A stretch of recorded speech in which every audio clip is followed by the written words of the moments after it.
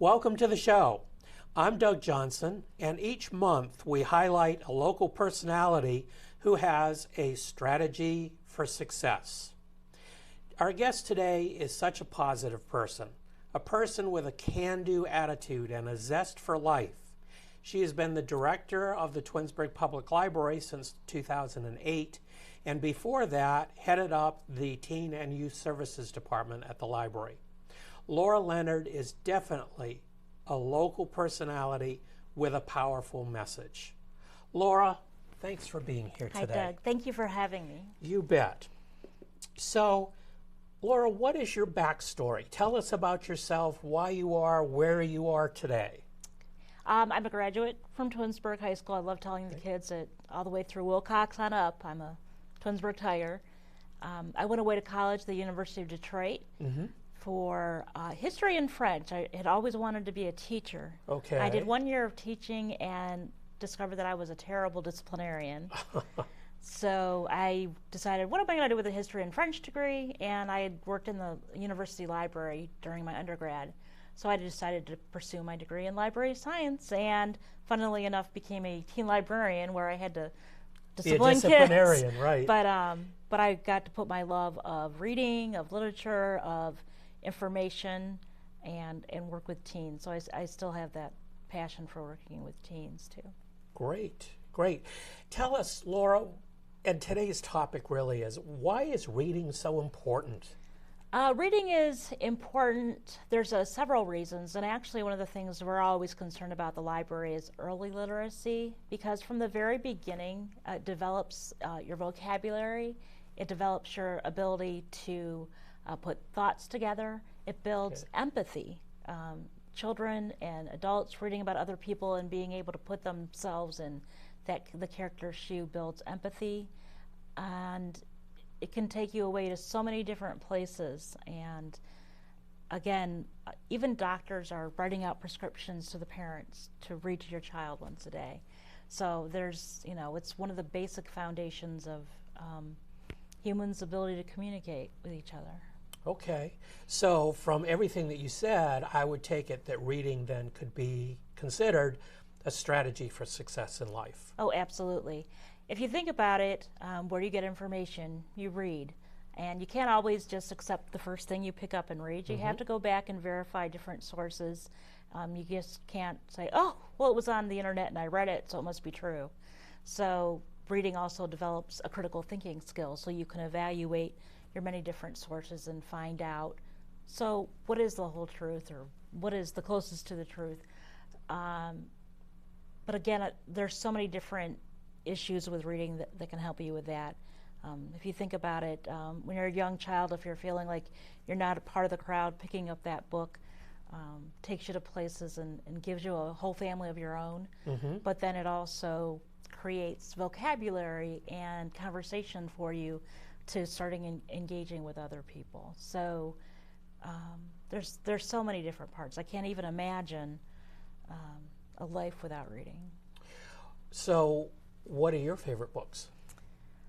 When I was a child, one of my favorite books around 6th grade was I had seen the movie The Three Musketeers. So I went back and I read the book and then became obsessed with that book and then obsessed with the history of France.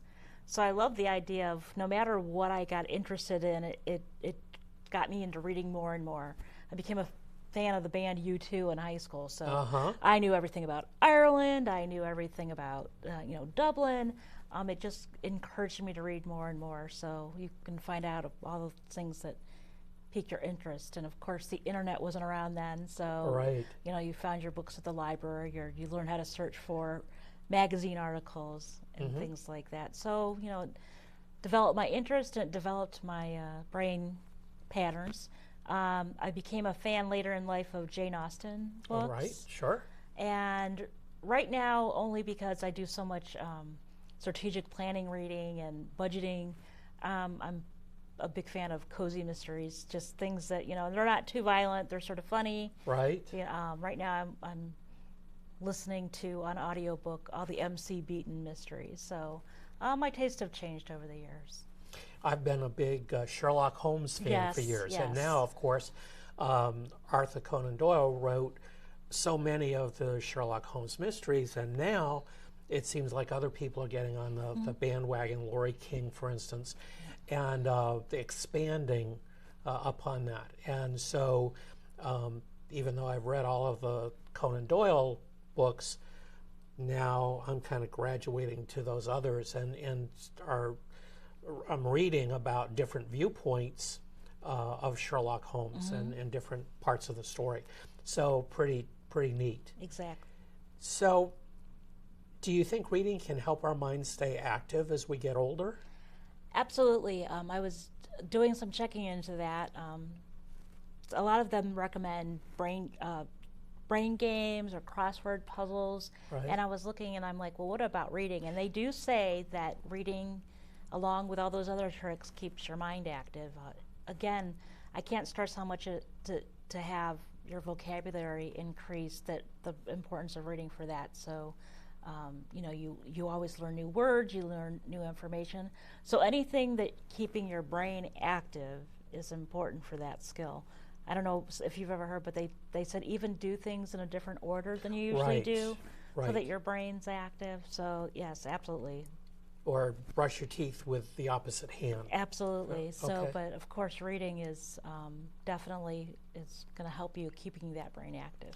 Do you think there's a difference between reading a book, a physical object, and an online book? That's interesting. When ebooks first came out, it was the end of libraries, of course. Right. And being a traditionalist, I sort of was worried about that. But then I'm like, wait a minute, it's not the book, it's the reading. So you're just reading it in a different format. But you're still reading, you're still using the brain activity to read. So I mentioned earlier that I listen to audiobooks. I don't always have a lot of time just to sit and read, so I'll listen to an audiobook while I'm driving or while I am trying to fall asleep or clean the house. So I'm still listening and learning new vocabulary. So it's reading, it's just in a different format. Do you think multitasking like that lessens the joy of reading? Oh, that's a good question. There are some books I would not do that style. Everybody laughs. Are you reading that Jane Austen book again? And it's like there's a Sunday when Pride and Prejudice is the book you need to read, no matter how many times you read it. So it depends on the book, I think. Okay. My mysteries are good for audio learning. I can't listen to nonfiction materials. I have to read that. So. Okay, so there is a difference there. Are there any studies that you know of that show that readers are more successful than non-readers? Actually, it's sort of a sad statistic that those who have very low literacy are more likely to be incarcerated, are more likely to have low-income jobs, be in poverty.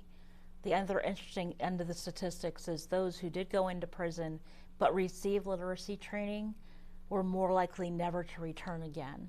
So it's obvious that having that core foundation for everyone is so important for them to have a good start in life. If you think about it, you have to be able to read signs, understand medical information. Reading develops critical thinking, and if you don't have all that and you go out into the job market and you're missing it. I remember the story that the director of the Cleveland Public Library told. He was working as a page in his library in Las Vegas, and a woman from the neighborhood came in and she said, "Can you help me with this?" It was the diagnosis from her doctor. Well, she couldn't read, and so she didn't understand it, and he went and got a medical dictionary and handed it to her, and she's like, "No, you read it." And so he finally realized it, and then he read it to her, and she started crying, and he's like, "What's wrong?" She's like, "I thought I was dying," because she didn't understand the medical diagnosis. The doctor didn't explain it well, so having somebody to make that connection for her. So you think of how powerful it is, something that we take for granted, that we're able to go get some information from and get to a higher level. I have people who have difficulty filling out job applications because they might read the words, but they can't comprehend what it means, what we're asking. So all those things that we take for granted, if we're good readers, causes a roadblock for some people. Well, I know the Twinsburg Library is doing so much to try and be inclusive of all generations. Right. Is there a difference, number one, in the boomer generation, the X, Ys, and Zs, the Zs, of course, being the youngest group. So is there a difference in generational reading, and then what is the library doing to accommodate those? As far as generational, obviously I think maybe the baby boomer generation reads more, but our levels of children checking out materials and coming to Storytime are as high as they've ever been. I think it's that, what are we calling them, the millennials, and the group after that, they're reading short snippets of information, so they don't necessarily read in depth. But I do know that the people that work for me that are in that age group, they're avid readers and can recommend materials. But I think the society's need for short and quick sound bites and quick answers, that's affected that group. But as far as pleasure reading, I think that's still active. I think the interesting thing is that crossover of adults reading young adult materials, and I think Harry Potter started that. Okay. So, you know, when, I can't remember, it's the werewolf story, Twilight came out, all of a sudden you had, you know, these middle-aged women reading teen materials, and so it was a big boom. And I think it was because it was an easy read, it had that sense of romance they enjoyed when they were kids, and wasn't as complex, or I don't know, some of today's reading can be very stark and a little scary, so it's a good escape. Do you think there's a difference between male and female readers? I think so. It's interesting. I used to run a book discussion group when we only had two males, and invariably the two males either hated the book and the women liked it, or vice versa. You can tell that the guys are going to be attracted to the Tom Clancy's and things like that. One of our employees, Tim Burns, such a great literary reader, and he's like a book hound. And but I think maybe just taste in reading, but the one thing that they're always concerned about is young boys don't necessarily read. So that's why it's important for men to emulate for their boys that reading is important. Even if it's a newspaper or a magazine, it's shown that if the men in your life aren't doing it, then the boys don't do it because they don't think it's, what their heroes are into. So even if you're not a big reader, whether it be a sports magazine, newspaper, back of the cereal box, the men in young children's lives need to be demonstrating reading at whatever level. So. Well, and that's a really interesting commentary because if a father, for instance, reads a superhero comic book to his son, then that is, in a way, promoting reading. Absolutely. And some people are snobs and look down on comic books, but there's vocabulary, there's words, they're attaching the action that's going on with the words. It's developing that brain cognition. And people hate the term, well, at least they're reading something. It's almost like, well, at least you married somebody. But I don't think that it's the same thing. I think that, again, they're developing those reading skills, they're developing empathy for characters. Well, I think it's interesting in the comic book discussion because back when I was in college as a psychology major a long time ago, my behavior modification class had a textbook that was a very, very thick comic book. And it was about contingency management, and the title of the comic was Captain Conman. And that was the class in which everyone did their homework every night because it was a comic book. And it was a pleasurable way to read and get the information. It was a pleasurable way to read, right, and to get the information. And that was one of the most popular classes in the psych department. And people did really well because even though the textbook was a comic book, they got so much from it because they read it. And you tend to remember things that are pleasurable or leave an impression on you more than something that's, that's why so many people use humor in their presentations, because you remember that, and that makes you remember the facts. Right, right.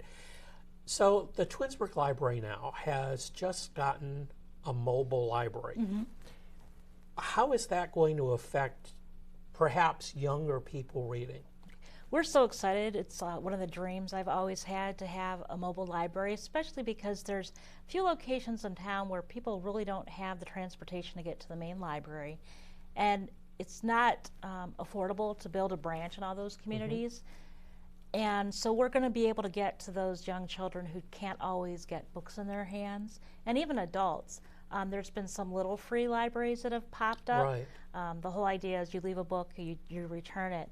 But this way we can bring the wealth of knowledge of books to people who can't always get to the library.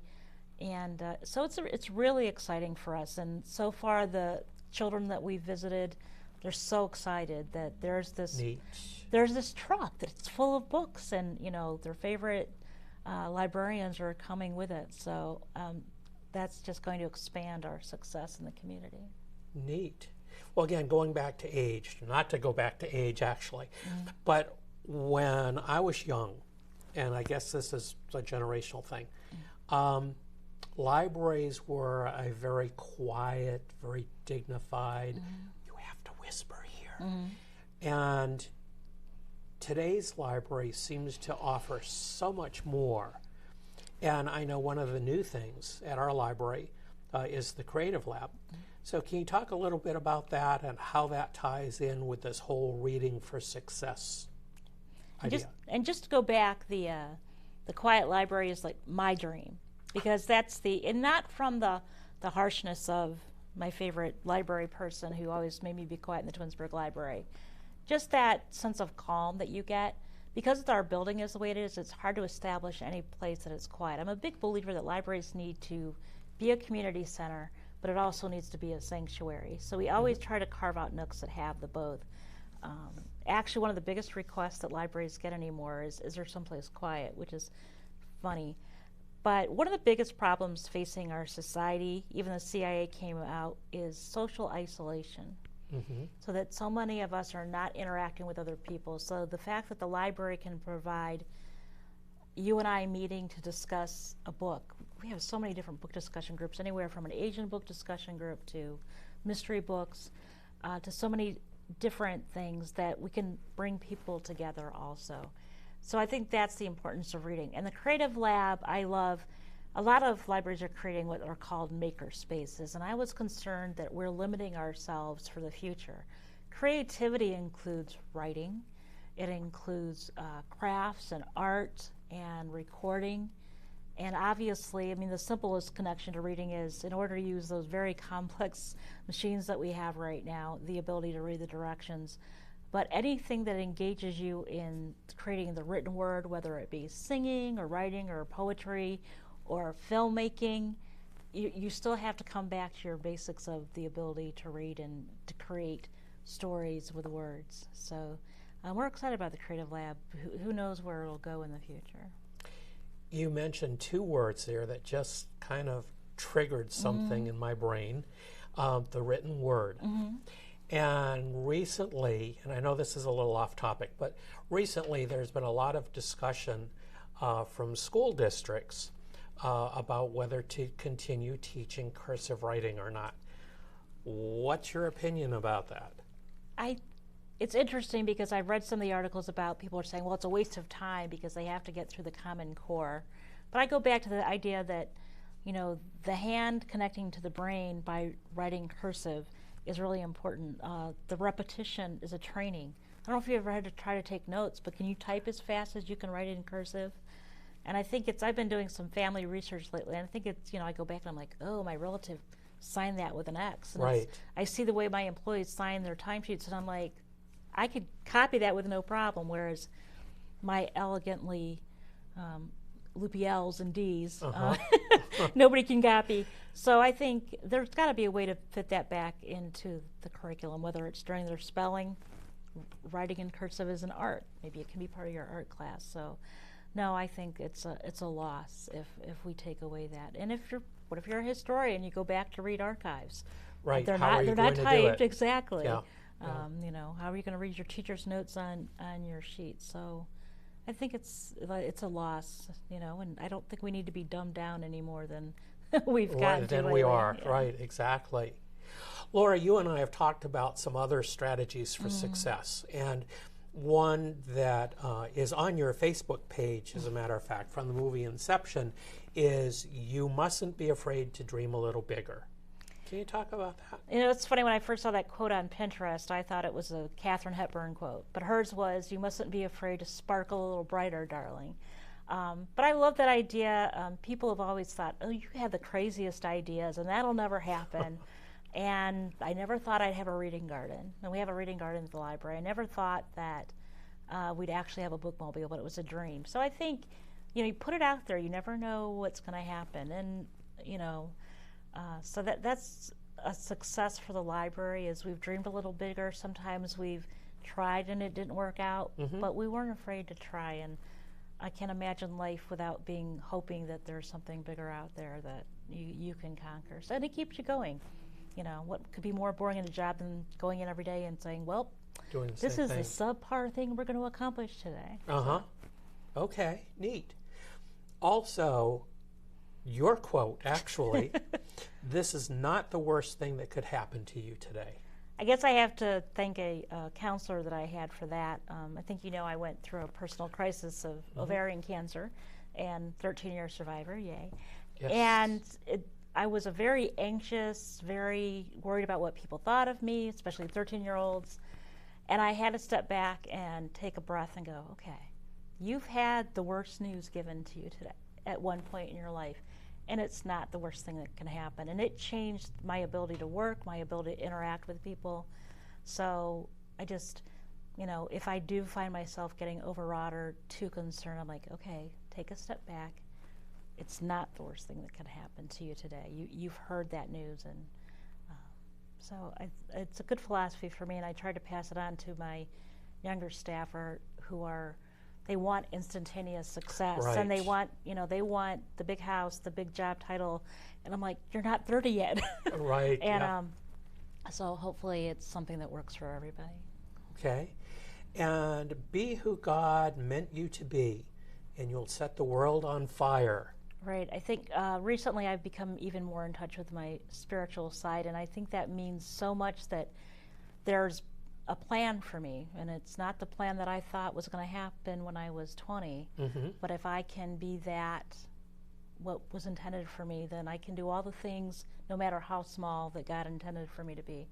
And I think you need to realize that, you know, I might not be Mother Teresa and take care of people in poverty in India, but if I can reach out to one person and make their day better by doing a good job as library director or just in my personal life, then that spark leads to the next person that they might do it in turn. So those are just a quote that helps me remember that, you know, you might not be the director of the Cuyahoga County Public Library, but the job that you're doing is what God intended you to be, and you're making changes in everybody's life that way. Can you tie any or all three of these back to reading in some way? Well, obviously, all of them I found. I mean, you had to read them. Yeah, I had to read them, do the research. But I think just ever since, and my mother can tell you that, go outside and play, stop reading. But it was something that I enjoyed, something that kept me, inspired when I was lonely. Where would I be without that? I had a midlife crisis at 23 that I hate teaching, what am I going to do? But all the background that I had from reading and loving history turned me into this great job. So I think, you need to read to verify everything. You're not going to succeed in life if you don't. Reading, so you can still read to escape. And I think the most important thing about reading is that next generation that we have coming. If we don't teach them how important it is, we don't need them to be any further behind than they already are. So I guess I hope that ties in the success. So my personal philosophy, and I think all along that reading the written word has been something that made me successful in my eyes anyway. Do you think that, and we've talked about this a little bit, the isolation that comes from computers and phones and iPads and whatever, is that taking away from the reading, do you think? And what can we do? Obviously, e-books and that kind of thing. But what can we do to get away from the electronics and back to reading? Again, as long as you're reading the ebooks, you're still reading. I think the clue is to get them intrigued by something else. If you go back to me liking you too, and it's like we have a couple young boys come to the library. They love wrestling. We find every wrestling book for them. Okay. So find an interest that your child has, or your adult friend who you're like, boy, I really wish they'd get back into the habit of reading. And if you latch on to an interest they have, comic books. I love it when dads come in with their boys and they're pulling comic books off the shelf. And sometimes the guys come in by themselves and go to the teen room, and they're not with their sons and they're still reading. So, I think finding that thing that motivates you. If you like video games, come and check out some books on how to write them, or do that. But something that gets you back in touch with people is really important. It also, I think, takes some of the time, because what I find anyway is when I read, I tend to relax more, and the stresses go away. Absolutely. And so reading is kind of a calming influence for people. Exactly. And I think that's so important in today's hectic life. So, Laura, any last words of wisdom for our audience? I guess our theme today has been reading and writing, and I really want to stress, and it's something our really big goal is at the library, is not letting our young people lose that love. And from the very beginning, teaching them how to open a book, teaching them. One of the biggest things people say right now is that children don't know how to rhyme.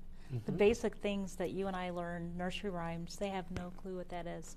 So I think my word of wisdom, whether you're a parent or not, you're an adult in some child's life, so give them your love of reading.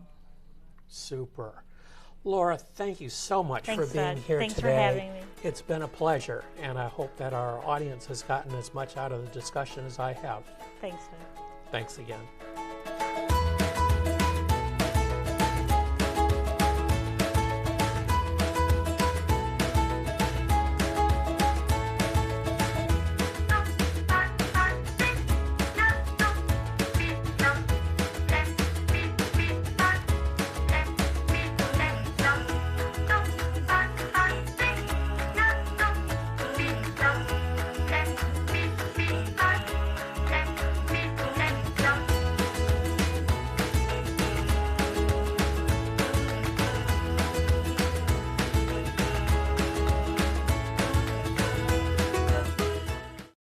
I teach part-time at several local colleges, and in one of my classes last quarter, I gave the assignment of a final presentation to be given to the whole class. Because the class was so large, I decided to divide it in half, and half the class would present the first half the class the second half. Students then asked me, well, obviously, if I present in the first half, I don't have to be here for that second class. My response, absolutely you do. Out of respect for me and for your fellow classmates, you will be here for that second class. And if you don't, you will lose all of the points that you earned in your presentation. Guess what? They got it. I was so pleased because the class had 100% attendance in each class. So sometimes it pays to explain. Respect is huge, and we need to keep talking about that with our younger folks.